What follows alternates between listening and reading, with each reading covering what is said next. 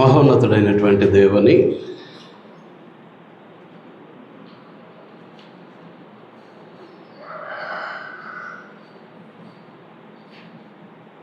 చేసిన మేలులకు కృతజ్ఞతాస్తుతులు అర్పిస్తూ లేఖనానుసారంగా పొందినటువంటి విశ్వాసమును భయభక్తులను ఆయన పట్ల వెల్లడిపరుచుకుంటూ మహామహుని ఆత్మతోనూ సత్యముతోనూ యథార్థముగా ఆరాధించటానికి ఆయన అనుగ్రహించే పరలోక విషయంలో ఆత్మ సంబంధమైనటువంటి ప్రతి ఆశీర్వాదానికి వారసులమై వాటిని స్వతంత్రించుకొని పరలోకానికి నిత్య జీవానికి వారసుల నిమిత్తము మహాదేవుని పాద సన్నిధికి విచ్చేసినటువంటి పరిశుద్ధ సహోదరి సహోదరులకు, స్నేహితులకు, స్నేహితురాండ్రకు, యవనస్తులకు అందరికీ ప్రభు అయినటువంటి యేసుక్రీస్తు నామంలో నా హృదయపూర్వక వందనములు తెలియజేస్తూ ఉన్నానండి. ఈరోజు ప్రారంభించుకునేటటువంటి పాఠ్యాంశం ప్రభురాత్రి భోజనం.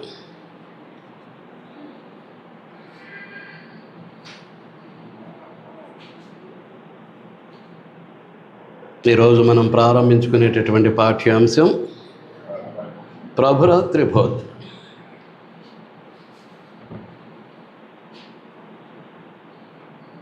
ఈ పాఠ్య భాగం ముగిసేసరికి అసలు ప్రభురాత్రి భోజనాన్ని స్వీకరించడానికి మనం యోగ్యులమా, అర్హులమేనా, ఎవరికి వారే తేల్చుకోవాల్సినటువంటి అవసరం ఉంది. ఎందుచేతనంటే అయోగ్యతతో గనక ఒక ఆచారంగా, సంప్రదాయంగా ప్రభురాత్రి భోజనాన్ని స్వీకరిస్తే మనం అపరాధులం. దానివలన మనకు కలిగేది ఆశీర్వాదం కాదు, శిక్ష. కాబట్టి ప్రభురాత్రి భోజనాన్ని స్వీకరించడానికి మన జీవితాలు ఎంత యోగ్యమైనవిగా మనం క్రీస్తులో నడిపించుకుంటూ ఉన్నాము అనేటటువంటిది మనల్ని మనం వాక్యము చేత పరిశీలించుకోవాల్సినటువంటి అవసరత మన మీద ఉంది. ప్రభురాత్రి భోజనము అని అంటే అది రాజభోజనం. ప్రభురాత్రి భోజనము అని అంటే రాజభోజనం. ఆ టైటిల్లోనే ఫస్ట్ 2 అక్షరాలు ప్రభువు చేసినటువంటి రాత్రి భోజనం, లార్డ్ సప్పర్.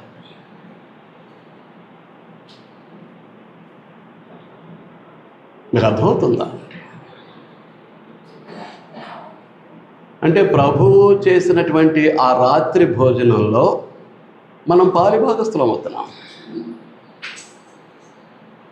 కనుక మనం స్వీకరించేటటువంటిది రాజభోజనం. ఆషామాషిగా తీసుకోవటానికి అవకాశం లేదు. ఏదో ఆచారంగానో సంప్రదాయంగానో తీసుకుని నోట్లో వేసుకోవటానికి కుదరదు. చెప్తున్నాను కదా, ఆశీర్వాదానికి బదులు మనం శిక్షను అనుభవించాల్సినటువంటి పరిస్థితి వస్తుంది. మీకు అర్థమవుతుందా అండి? చూడండి, మత్తయి సువార్త 2వ అధ్యాయం చూసినప్పుడు యేసుక్రీస్తు ప్రభు ఆయన పుట్టుకతోటే రాజు. సాధారణంగా పుట్టి పెరిగిన తర్వాత రాజుగా పట్టాభిషేకం చేయటానికి అవకాశం, ఆ వయసు వచ్చినప్పుడు ఆవిడ పట్టాభిషేకం చేసిన తర్వాత రాజుగా సింహాసనాన్ని అధిష్ఠిస్తాడు.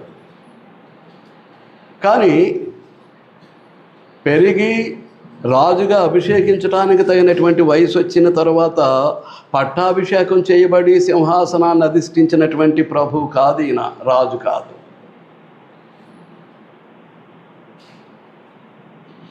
By birth, our Lord Jesus Christ is a king.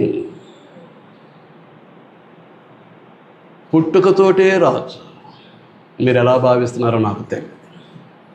అంచేతనే చూడండి, జ్ఞానులు వచ్చారు, తూర్పు దేశపు జ్ఞానులు. వారిని నడిపించినటువంటి నక్షత్రాన్ని వెంబడించి వచ్చి నడిపించినటువంటి నక్షత్రం 2 సంవత్సరాలు నడిపిస్తే నడిపించినటువంటి నక్షత్రాన్ని పక్కన పెట్టి తమ యొక్క స్వజ్ఞానాన్ని స్వబుద్ధిని ఆధారం చేసుకుని రాజు అనేసరికి రాజగృహంలోనే పుడతాడని హేరోదు దగ్గరికి వెళ్ళినటువంటి దుస్థితి. దేవుణ్ణి నడిపించినటువంటి నక్షత్రాన్ని విడిచిపెట్టేశారు. రాజు అనంటే రాజుల గృహంలోనే పుడతాడు అని తమ స్వబుద్ధి మీద ఆధారపడి హేరోదు రాజు దగ్గరికి వెళ్ళి అడుగుతున్నారు. 2వ వచనం, తూర్పు దేశపు జ్ఞానులు యెరూషలేమునకు వచ్చి, యూదుల రాజుగా పుట్టినవాడు ఎక్కడ ఉన్నాడు? తూర్పు దిక్కున మేము ఆయన నక్షత్రము చూసి ఆయనను పూజింపవచ్చితమని చెప్పిరి.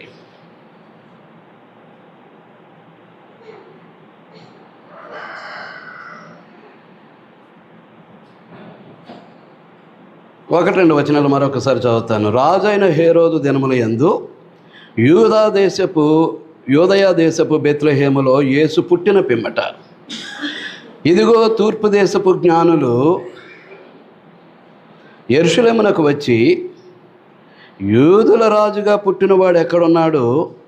తూర్పు దిక్కున మేము ఆయన నక్షత్రమును చూచి ఆయనను పూజింపవచ్చితమని చెప్పారు.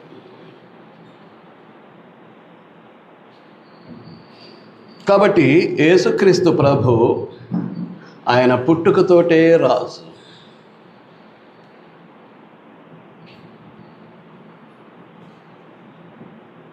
మీకు అర్థమవుతుందా? కాబట్టి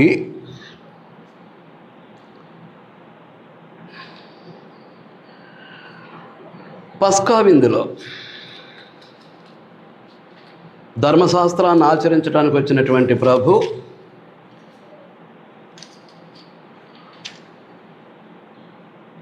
ఆయన పస్కా విందులో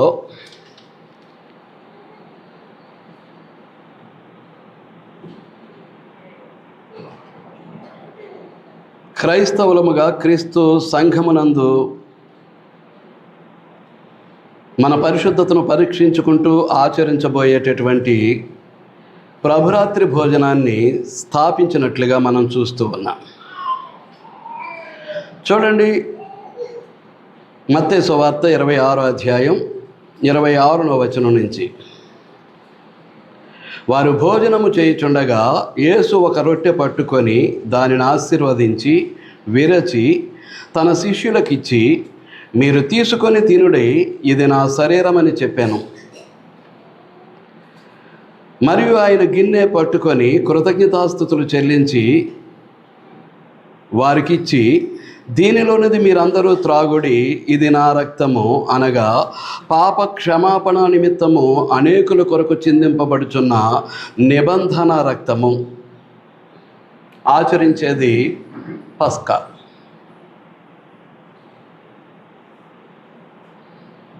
క్రీస్తు ప్రభు యొక్క జీవితంలో ఆఖరి పస్కాను భుజిస్తూ ఆ స్థానంలో ప్రభురాత్రి భోజనాన్ని స్థాపించినట్లుగా మనం చూస్తూ ఉన్నాం.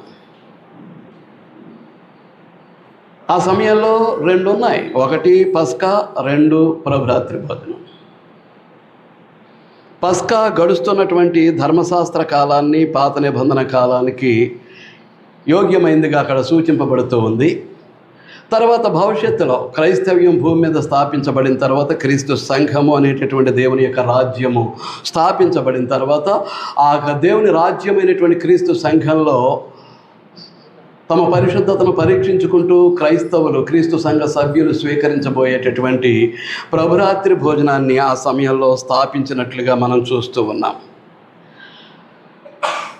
29వ వచనం, నా తండ్రి రాజ్యములో, అనగా క్రీస్తు ప్రభు యొక్క సంఘంలో, మీతో కూడా నేను ద్రాక్షరసము క్రొత్తదిగా త్రాగు దినము వరకు. ప్రస్తుతానికి మీతో కలిసి పస్కాను భుజిస్తూ ఉన్నా, కానీ రాబోయే దినాల్లో మీతో కలిసి నేను ఏం చేయబోతున్నాను? ఈ ద్రాక్షరసమును క్రొత్తదిగా త్రాగబోతూ ఉన్నాను. ఇప్పుడు ప్రస్తుతానికి పస్కాగా స్వీకరిస్తున్నటువంటి నేను మీతో కలిసి ఏం చేయబోతున్నాను? ప్రభురాత్రి భోజనంగా దేవుని రాజ్యములో అనగా నా తండ్రి రాజ్యములో అనగా నా తండ్రి రాజ్యమైనటువంటి క్రీస్తు సంఘములో క్రొత్తదిగా త్రాగు దినము వరకు ఇకను దానిని త్రాగనని మీతో చెప్పుచున్నాను. ఇక మీదట నేను పస్కాగా ప్రభురాత్రి భోజనాన్ని క్రీస్తుగా ఆ పస్కాలో పాలు పంపులు పొందను. పస్కాలో భాగంగా ద్రాక్షరసాన్ని త్రాగను. మీకు అర్థమవుతుందా అండి? అలాగే లోకా సువార్త 22వ అధ్యాయం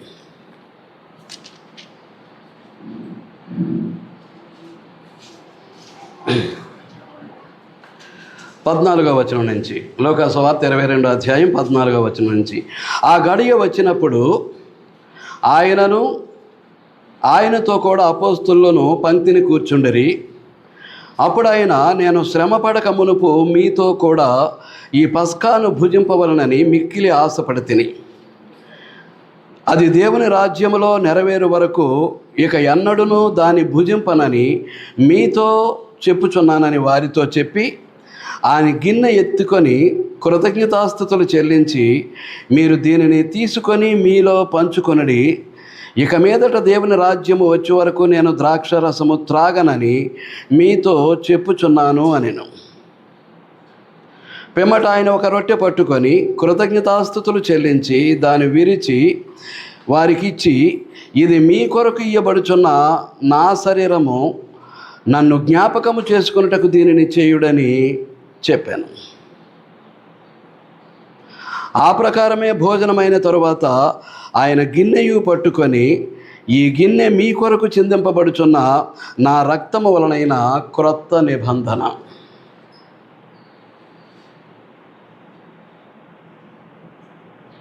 ఏ విధంగా స్వీకరిస్తున్నామో మనం ఆలోచన చేయాలండి. మొట్టమొదటిది అది రాజభోజనం. రెండవది క్రీస్తుతో సహవసిస్తూ ఉన్నాం.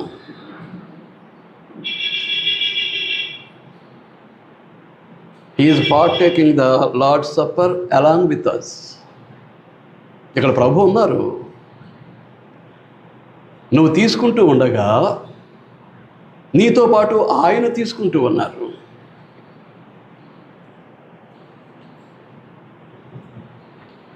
మీకు అర్థమవుతుందా?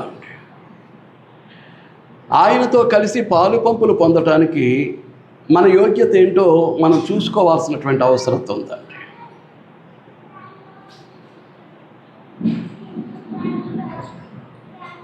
ఒకటి రాజభోజనము అన్నాను, రెండవది క్రీస్తు ప్రభుతో సహవాసం. క్రీస్తు ప్రభుతో సహవాసం. మూడవది తోటి సహోదరులతో సహవాసం.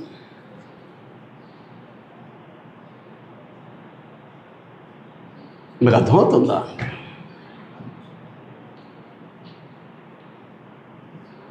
ఈ మూడు విధానాలకు తగినటువంటి విధానము మన అంతరంగంలో లేకపోతే మనం ప్రభురాత్రి భోజనాన్ని స్వీకరించడానికి యోగ్యులము కాము.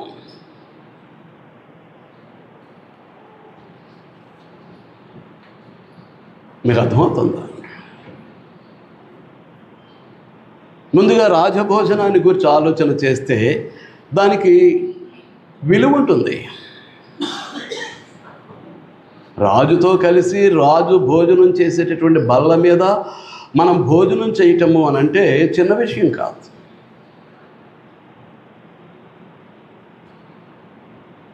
మీకు అర్థమవుతుందా? నేను మరలా చెప్తున్నాను, రాజుతో కలిసి రాజు భోజనం చేసేటటువంటి బల్ల మీద, ఆయన డైనింగ్ టేబుల్ మీద మనం ఆయనతో కలిసి భోజనం చేయటం అంటే ఎంతవారికి ఆ భాగ్యం దొరుకుతుంది, ఎంతటి వారికి ఆ ధన్యత లభిస్తుంది, మనం ఆలోచించాల్సినటువంటి అవసరం ఉంది. మనం చరిత్రలోకి వెళితే రాజు అయినటువంటి దావీదుకు భోజన బల్ల ఉంది. అలాగే అతని తర్వాత రాజు అయినటువంటి సొలొమోను కూడా మరింత గంభీరమైనటువంటి స్థితిలో ఉన్నటువంటి డైనింగ్ హాల్, డైనింగ్ టేబుల్, దాని మీద ఉన్నటువంటి భోజన పదార్థాలు ఉన్నట్లుగా మనం గ్రంథంలో చూస్తాం. రాజుగా దావీదు యొక్క భోజనపు బల్ల పరిస్థితి ఏంటో ఒక్కసారి ఆలోచన చేద్దాం. సమూయేలు 2వ గ్రంథం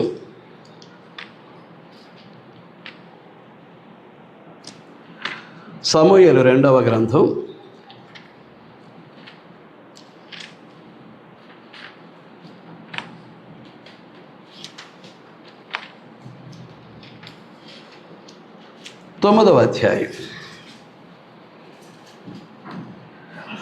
కాస్త చరిత్ర తెలిస్తే ఒక్కసారి వెనక్కి వెళ్ళటం మంచిది.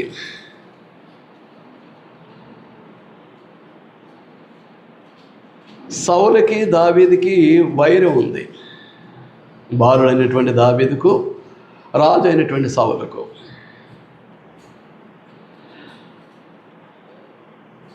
ఎందుచేతను అనంటే యెరికో విషయంలో దేవుని యొక్క ఆజ్ఞకు లోబడి ఆ యెరికోను సమూల నాశనం చేయమని దేవుడు ఆజ్ఞాపిస్తే, సమూయేలు మొదటి గ్రంథం 15వ అధ్యాయంలో మనం చదువుతాం. విగ్రహారాధన ఎలా ఉంటుందో మరో కోణంలో మనం చూసాం. అక్కడ ఎలా ఉంటుంది? దేవుడు చెప్పిన పని చేయకుండా చేశాము అనేటటువంటి భ్రమలో కొట్టుకుపోయేవాడు విగ్రహారాధికుడు అని చెప్తాడు. అక్కడ దేవుని మాట వినకుండా వింటున్నాము, దేవుని మాట ప్రకారమే జీవిస్తున్నాము అనేటటువంటి అవాస్తవికతలో కొనసాగుతూ ఉంటారు. చూశారు, వారు విగ్రహారాధికులు. ప్రతిష్ఠించబడినటువంటి ప్రతిమకు నమస్కారం చేయటమే కాదు, ధనాపేక్ష కలిగినటువంటి వారు, దుర్లాభాపేక్ష కలిగినటువంటి వారు, లోభత్వం కలిగినటువంటి వారు విగ్రహారాధికులు. మనం కొలసే పత్రికలో, ఎఫెసీ పత్రికలో చూసాం. అలాగే దేవుని యొక్క ఆజ్ఞను నెరవేర్చకుండా నెరవేర్చామనే భ్రమలో కొనసాగే వారు కూడా విగ్రహారాధికులు. దేవుని మాట విని దాని ప్రకారం నడుచుకోకుండా మేము నడుస్తున్నాము అనేటటువంటి వాస్తవానికి విరుద్ధమైనటువంటి జీవితాన్ని జీవించేవారు కూడా విగ్రహారాధికులు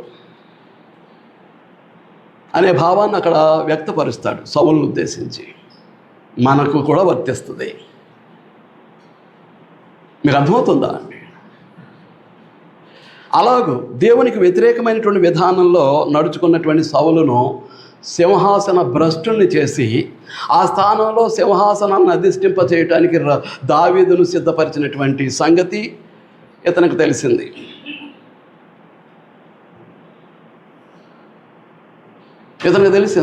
సౌలుకి.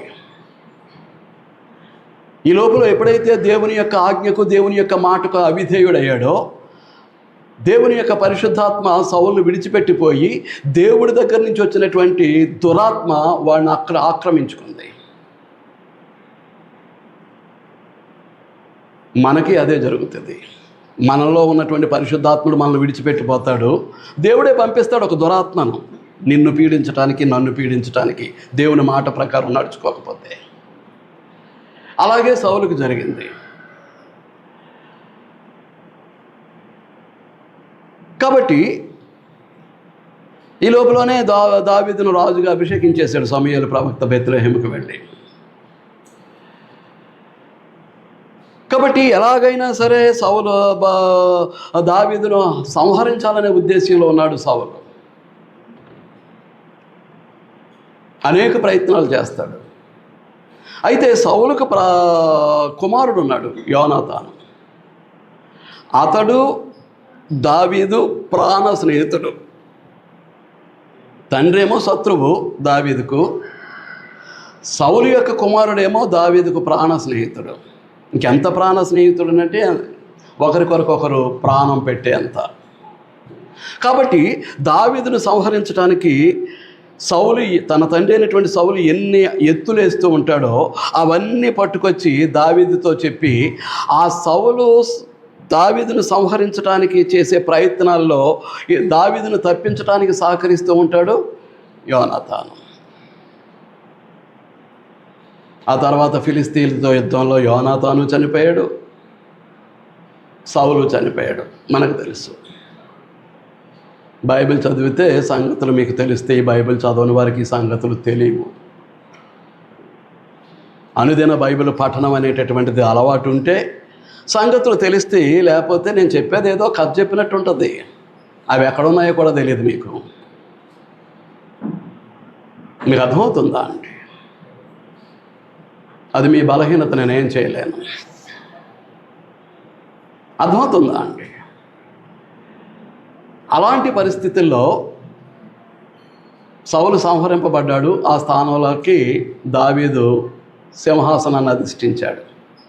ఆ సందర్భంలో అడుగుతాడు, సౌలు యొక్క వంశంలో ఎవరైనా సజీవంగా ఉన్నారా అని. చూడండి 9వ అధ్యాయం మొదటి నుంచి. యోనాతాను సౌలు యొక్క కుమారుడని మీకు చెప్పటం జరిగింది. యోనాతానును బట్టి నేను ఉపకారము చూపుటకు సౌలు కుటుంబంలో ఎవడైనా కలడాయని దావీదు అడిగాను. సౌలు కుటుంబమునకు సేవకుడగు సేబాయను ఒకడుండగా వారు అతనిని దావీదు నొద్దకు పిలువనంపిరి. రాజు సేబాబు నీవే గదా అని అడుగగా అతడు, నీ దాసుడనైన నేనే సేబాను. రాజు, యెహోవా నాకు దయ చూపినట్లుగా నేను ఉపకారము చేయుటకు సౌలు కుటుంబంలో ఎవడైనానొకడు శేషించి ఉన్నాడా అని అతని అడుగగా, సేబా యోనాతానుకు కుంటికాళ్ళు గల కుమారుడు ఒకడున్నాడని రాజుతో మనవి చేశాను. అతడు ఎక్కడా ఉన్నాడని రాజు అడుగగా, సేబా చిత్తగించుము, అతడు లోదేబారులో అమ్మీయేలు కుమారుడగు మాకీరు ఇంట ఉన్నాడని రాజుతో అనెను. అప్పుడు రాజైన దావీదు మనుష్యులను పంపి లోదేబారులోనున్న అమ్మీయేలు కుమారుడగు మాకీరు ఇంట నుండి అతనిని రప్పించాను. సౌలు కుమారుడైన యోనాతానునకు పుట్టిన మెఫీబోషెతు దావీదు నొద్దకు వచ్చి సాగిలపడి నమస్కారము చేయగా, దావీదు మెఫీబోషెతు అని అతనిని పిలిచినప్పుడు అతడు, చిత్తము, నీ దాసుడనైన నేనున్నానెను. అందుకు దావీదు, నీవు భయపడవద్దు, నీ తండ్రి అయిన యోనాతాను నిమిత్తము నిజముగా నేను నీకు ఉపకారము చూపి నీ పితరుడైన సౌలు భూమి అంతయు నీకు మరలా ఇప్పింతును. మరియు నీవు సదాకాలము నా బల్ల యొద్దనే భోజనము చేయుమని సెలవీయగా అతడు నమస్కరించి, చచ్చిన కుక్క వంటి వాడనైనా నా ఎడల నీవు దయచూపుటకు నీ దాసుడనగు నేను ఎంత వాడను అనెను. ఒక భౌతికమైనటువంటి రాజు దేవుడు అవకాశం ఇచ్చినంతకాలం కొద్ది కాలం రాజుగా దేవుని ప్రజలైనటువంటి ఇశ్రాయేలులను పరిపాలించేటటువంటి వాడు. 40 సంవత్సరాల పరిపాలన చేశాడు. 40 సంవత్సరాల అనంతరం తను వృద్ధుడయ్యాడు. పరిపాలన బాధ్యత అతని కుమారుడైనటువంటి సొలొమోనుకు అప్పగించబడింది. మరి కొద్ది కాలం ఉండేటటువంటి దావీదు దగ్గరే ఈ మెఫీబోషెతు అంటున్నాడు, కుక్క వంటి వాడను అంటలేదు. కుక్క వంటి వాడను అంటలేదండి, చచ్చిన కుక్క వంటి వాడను.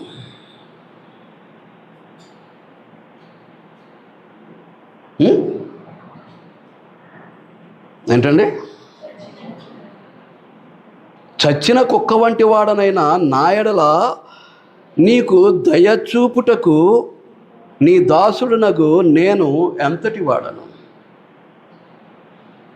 కొంతకాలం ఉండి పరిపాలన చేసేటటువంటి దావీదు దగ్గరే ఒక రాజు యొక్క మనవడు మెఫీబోషెతు ఆ విధంగా మాట్లాడితే, శాశ్వత రాజు అయినటువంటి ప్రభు బల్ల మీద కూర్చుని భోజనం చేయడానికి సిద్ధపడుతున్నామే, మనం ఎలాంటి వారు?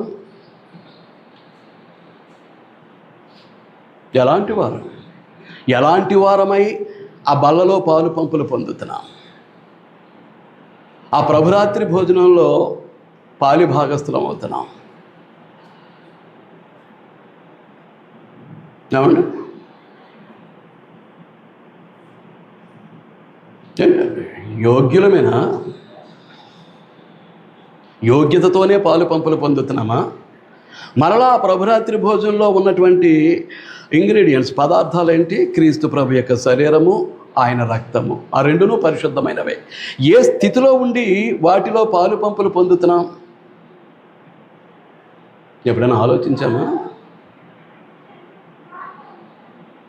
అవునా?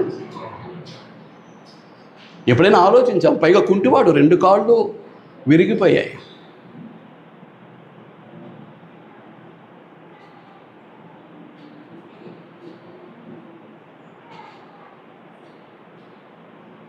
శత్రువు నుంచి తప్పించడానికి దాసి ఎత్తుకుని పరిగెడుతుంది. యోనాతాను కుమారుడైనటువంటి మెఫీబోషెతను ఆ పరిగెట్టడంలో ఒక గట్టును తన్నుకుని పడిపోయింది. పడిపోతే ఆ బిడ్డ మీద ఈమె పడిపోయింది. ఈమె పడిపోవటంలో 2 కాళ్ళు విరిగిపోయాయి. మెఫీబోషెతుకు కుంటివాడు, దేక్కుంటూ వస్తాడు. అటువంటి వాడు ఏం మాట్లాడుతున్నాడో, రాజభోజనం మీద, రాజుగారు భోజనం చేసే బల్ల మీద కూర్చుని భోజనం చేయటానికి ఏమంటున్నాడు? చచ్చిన కుక్క వంటి నేను. ఏ పరిస్థితుల్లో మనం పాలు పంపులు పొందుతున్నాం? ఏమండి? భౌతికంగా కొద్ది కాలం రాజుగా ఉండేటటువంటి దావీదు బల్ల మీద కూర్చుని భోజనం చేయటానికి ఒక రాజు యొక్క మనవడు మాట్లాడినటువంటి మాటను జ్ఞాపకం చేసుకుంటే, శాశ్వత రాజు ఈ రాజ్యాన్ని, క్రీస్తు సంఘము అనేటటువంటి దేవుని రాజ్యాన్ని తీసుకెళ్ళి తండ్రికి అప్పగించేంత వరకు ఆయనే రాజు, శాశ్వతమైనటువంటి రాజు. లేఖనం తెలియజేస్తూ ఉంది, సూర్యుడు ఉన్నంతకాలము, చంద్రుడు ఉన్నంతకాలము యేసుక్రీస్తు ప్రభువే రాజు. లేఖనం తెలియజేసేటటువంటి మాట. Our lord Jesus Christ enjoying the eternal kingdom, శాశ్వతమైనటువంటి రాజ్యాన్ని ఆయన అనుభవిస్తూ ఉన్నాడు, సంతోషిస్తూ ఉన్నాడు. ఆ రాజ్యపు పౌరులుగా క్రీస్తు ప్రభు యొక్క శరీరంలో, రక్తంలో ప్రభురాత్రి భోజనం పేరు మీద దానిని స్వీకరించేటటువంటి మనం ఏ యోగ్యతతో మనం తీసుకుంటున్నాం ఒక్కసారి ఆలోచన చేయండి. రాజు బల్ల మీద కూర్చొని భోజనం చేయటానికి యోగ్యుడిని కాను, నేను అయోగ్యుడిని అనుకున్నటువంటి ఆ మెఫీబోషెతు చచ్చిన కుక్క వంటి నేను ఏ విధంగా మీ దయకు నేను పాత్రుణ్ణి అని అడుగుతున్నాడు. ప్రభువుతో కలిసి, మళ్ళీ రెండవదేంటి? ప్రభువుతో కలిసి సహవాసం. చెప్పాడుగా, మత్తయి సువార్తలో చూసాం 26వ అధ్యాయంలో, లూకా సువార్తలో చూసాం 22వ అధ్యాయంలో. ఏమంటున్నాడు? తండ్రి రాజ్యములో లేక దేవుని రాజ్యములో దీనిని క్రొత్తదిగా తాగు దినము వరకు నేను మరలా వీటిని ముట్టను. అంటే పస్కాగా నేను తీసుకుంది కదా దాన్ని. దిస్ ఈజ్ మై లాస్ట్ పస్కా, పాస్ ఓవర్. ఆఖరి పస్కా నా జీవితంలో నేను భుజించేటటువంటిది. కానీ రాబోయేటటువంటి దేవుని రాజ్యంలో దీని రూపమే మారిపోబోతూ ఉంది. పస్కాను భుజిస్తూ ఉన్నారు ప్రభు శిష్యులు కలిపి. ఆ సమయంలో స్థాపించబడింది ప్రభురాత్రి భోజనం. కనుక నా తండ్రి రాజ్యంలో, అనగా దేవుని యొక్క రాజ్యంలో క్రొత్తదిగా త్రాగు దినము వరకు అంటే ప్రభురాత్రి భోజనంలో భాగంగా, ఇప్పుడు పస్కాలో భాగంగా స్వీకరిస్తున్నాను ఈ ద్రాక్షరసమును.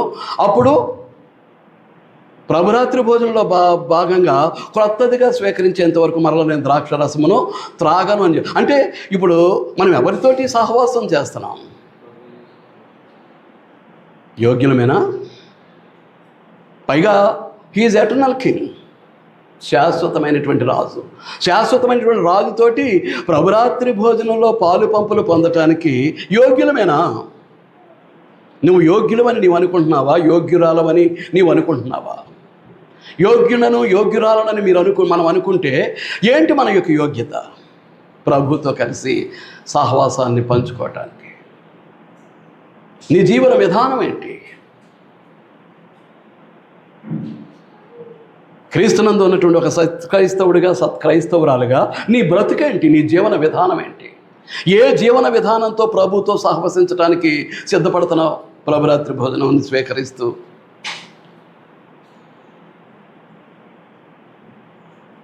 అవును.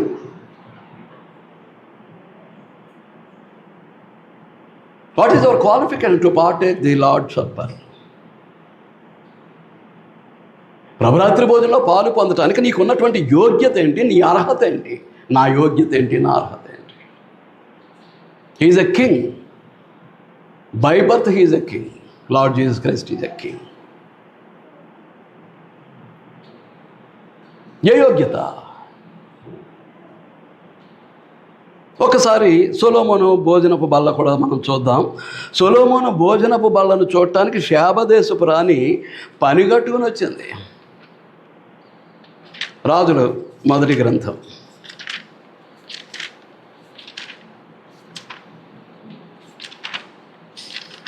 శాబదేశపు రాణి సొలొమోనును గూర్చి విని ఆ వైభవాన్ని చూడటానికి పనిగట్టుకుని వచ్చిందండి. ఒక రాణి, ఒక శాబ దేశాన్ని పరిపాలించేటటువంటి రాణి తన వందిమాగదులతో కలిసి, తన సైన్యంతో కలిసి సొలొమోనుకి ఇవ్వటానికి విలువైనటువంటి బహుమతులు తీసుకుని యెరూషలేముకు వచ్చింది. ఆమె పరిశీలించబోయేటటువంటి దానిలో అతని యొక్క భోజనపు బల్ల ఒక్కసారి మనం చూద్దాం. రాజులు మొదటి గ్రంథం 4వ అధ్యాయం 22వ వచనం. ఒక్క దినమునకు సొలొమోను భోజనపు సామాగ్రి ఎంత అనగా 600 తూముల సన్నపు గోధుమ పిండియు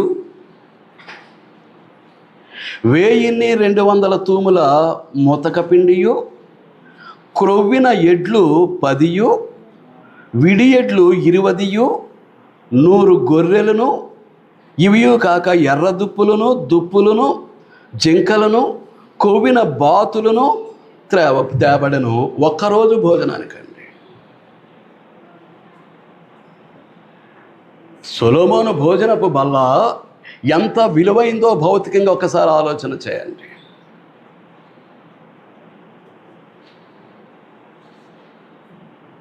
ఏమండి, ఎంత విలువైందో ఒక్కసారి ఆలోచన చేయండి.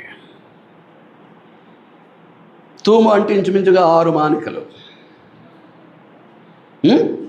6 మానికలు అండి. మానిక అంటే సేరు. ఎంత పిండట? 600 తూముల సన్నపు గోధుమ పిండి. 1200 దానికి డబలు తూముల మొతక పిండి, కొంచెం గరుగ్గా ఉండేటటువంటిది.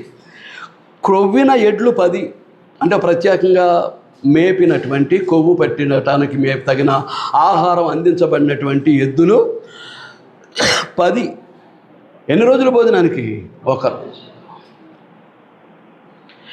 మామూలు సాధారణమైనటువంటి ఎడ్లు 20. ఎడ్లు కళ్ళు ముయ్యొద్దండి. సాధారణ ఎడ్లు 20, విడి ఎడ్లు 20, 100 గొర్రెలు, 100 గొర్రెలట ఒకరోజు భోజనానికి. ఏంటండి? తరువాత ఎర్ర దుప్పులు 100 గొర్రెలు, ఇవియుగాక ఎర్ర దుప్పులు, జింకలు, ఇంకా కొవ్వినటువంటి బాతులు కౌంట్లెస్. ఎన్ని అనేటటువంటిది చెప్పలేదు, చెప్పడానికి అవకాశం లేదు. ఎంతమంది తింటారు ఒక రోజులో అంత సామాగ్రి? ఎవరు ఎంతమంది తింటారు? అతని భార్యలే 1000 మంది. మంత్రులు, సేనాధిపతులు, ఉద్యోగస్తులు, సేవకులు, ఎన్ని వేల మంది తింటారు? ఇప్పుడు దీన్ని బట్టి సొలొమోను యొక్క భోజనపు బల్ల యొక్క విలువ ఎంతో ఆలోచన చేయండి.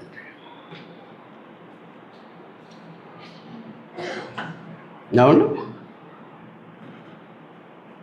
ఆలోచన చేయండి.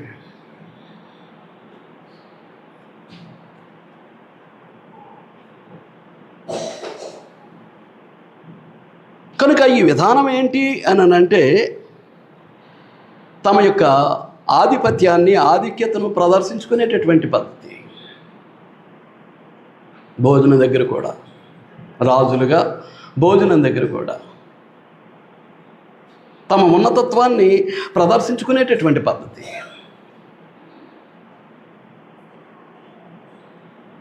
కనుక భౌతిక రాజుల యొక్క భోజన విధానము, భోజనపు బల్ల అంత ఉన్నతంగా, అంత విలువైనవిగా ఉంటే ప్రభు యొక్క భోజన బల్ల మోకాళ్ళు వెనక్కి మడుచుకుని కూర్చుంటే నేల మీద ఒక అడుగెత్తుంటుందేమో ఆయన భోజన బల్ల. ఆయన నేల మీదే కూర్చుంటారు. తన శిష్యులు ఆయనతో పాటు నేల మీదే కూర్చోవాలి.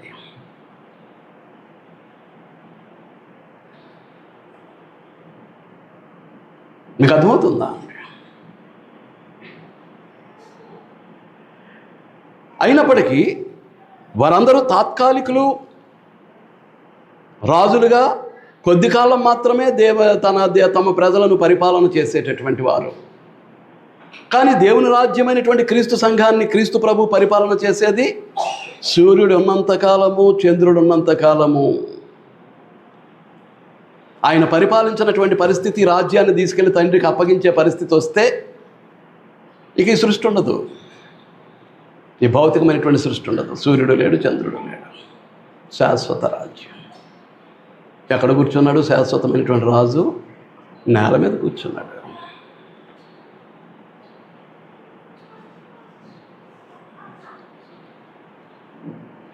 దేవుని రాజ్యమైనటువంటి క్రీస్తు ప్రభు యొక్క సంఘంలో ఉండాల్సినటువంటి విధానం అది.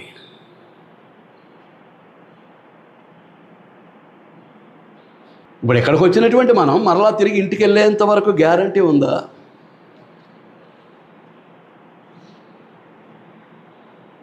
అంత తాత్కాలికమైనటువంటి, అశాశ్వతమైనటువంటి, క్షణభంగురమైనటువంటి జీవితాన్ని జీవిస్తూ దేన్ని బట్టి?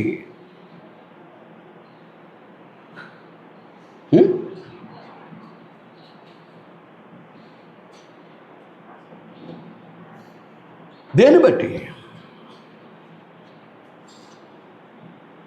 మీరు ఆలోచిస్తూ ఉన్నారని నేను భావిస్తూ ఉన్నా. అలాంటి శాశ్వత రాజుతో కలిసి సహవాసాన్ని అనుభవించటం ఎక్కడ? ప్రభురాత్రి భోజనం. ఆయన పరిశుద్ధ శరీరంలో ప్రత్యేకమైనటువంటి, పరిశుద్ధమైనటువంటి అవయవాలుగా ఉన్నటువంటి మనం ఒకరితో ఒకరు ప్రభురాత్రి భోజనాన్ని స్వీకరిస్తూ సహవాసాన్ని అనుభవించటం. దాని యొక్క మర్మం ఏంటో తెలియకుండా విరుచుకుని నోట్లు వేసుకుని తీసుకుని గొంతులో పోసుకుని అటు క్రీస్తు ప్రభుతో సహవాసం,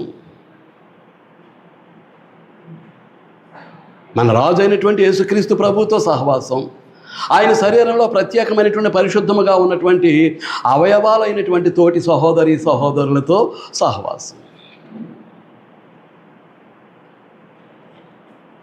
చేస్తున్నామా? కనుక ఏ పరిస్థితుల్లో ప్రభురాత్రి భోజనాన్ని ప్రభు ద్వారా దేవుడు మనకు అనుగ్రహించాడు. చూడండి, కొరింథీయులకు రాసినటువంటి మొదటి పత్రిక 1వ అధ్యాయం.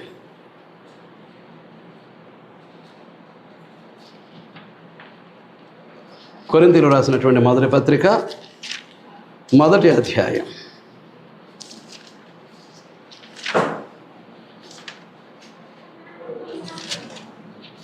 తీసారా అండి? 9వ వచనం. మన ప్రభు అయిన యేసుక్రీస్తు అను తన కుమారుని సహవాసమునకు మిమ్మును పిలిచిన దేవుడు నమ్మదగినవాడు. క్రీస్తు సంఘముగా క్రీస్తు యొక్క పరిశుద్ధ శరీరమునందు కూడుకుంటున్నామనంటే ఇది నెరవేర్చబడాల్సిందే. దీనికోసం నీవు రావాల్సిందే. ఎందుకు వస్తున్నావు? ఆత్మ సంబంధమైనటువంటి జీవన విధానంలో ఏకాగ్రత ఉందా? గురు ఉందా? ఎందుకు వస్తున్నావు?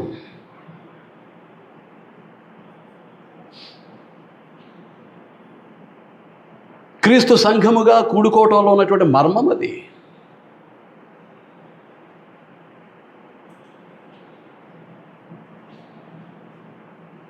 We are gathering together as a Church of Christ. We are partaking the fellowship with our Lord Jesus Christ. యేసుక్రీస్తు యొక్క సహవాసానికి వస్తున్నాం. పళ్ళు కిలుచుకుంటూ కూర్చోవటానికి కాదు, పక్క వాళ్ళతో కబుర్లు చెప్పటానికి కాదు,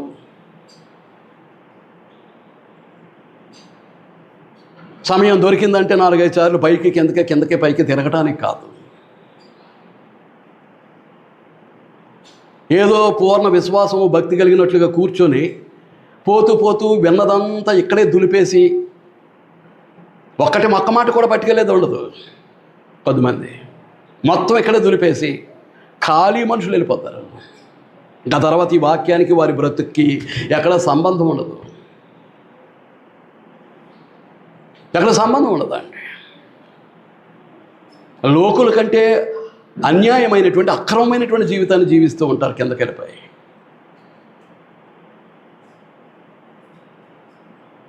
మీరు ఆలోచిస్తూ ఉన్నారని నేను భావిస్తూ ఉన్నా. మన ప్రభువైన యేసుక్రీస్తు అను తన కుమారుని, ఎవరి కుమారుడు? దేవుని యొక్క కుమారుని సహవాసమునకు తండ్రి అయినటువంటి దేవుడే మనలను పిలిచాడట. అనుభవించగలుగుతున్నామా సహవాసాన్ని? కాబట్టి మనం ఎవరి సహవాసానికి వచ్చాం? మనం క్రీస్తు ప్రభు యొక్క పరిశుద్ధ శరీరంలో ప్రత్యేకమైనటువంటి అవయవాలు. మన శరీరంలో ఎన్ని అవయవాలు ఉన్నాయి? క్రీస్తు ప్రభు యొక్క శరీరానికి మనమే అవయవాలం.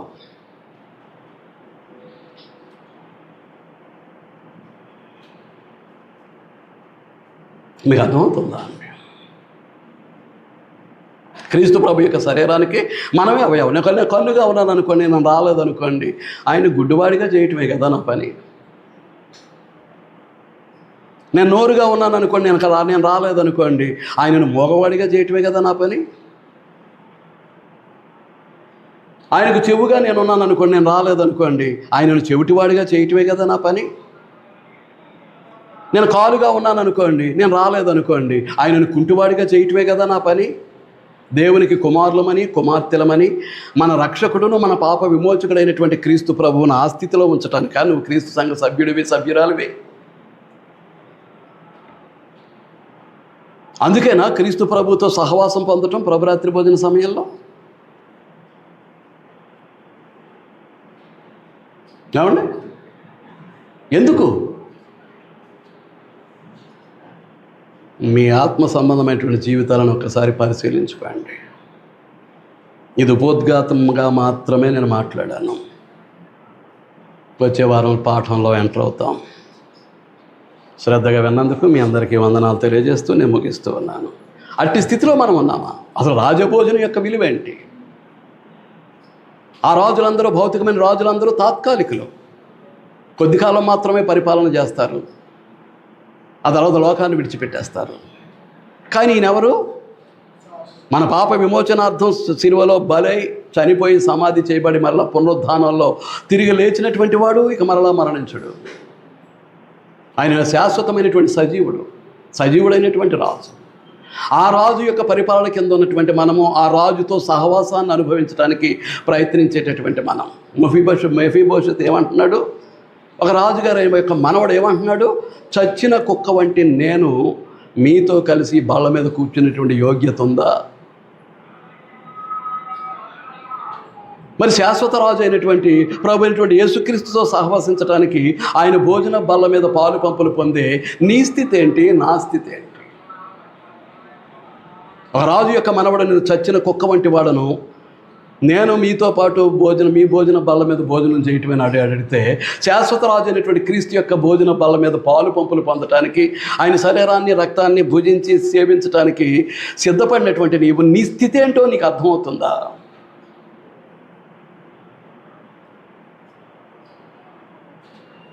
వచ్చే వారం చూద్దాం. శ్రద్ధగా విన్నందుకు మీ అందరికీ వందనాలు తెలియజేస్తూ ఈ ఆత్మీయ హెచ్చరికను నేను ముగిస్తూ ఉన్నాను.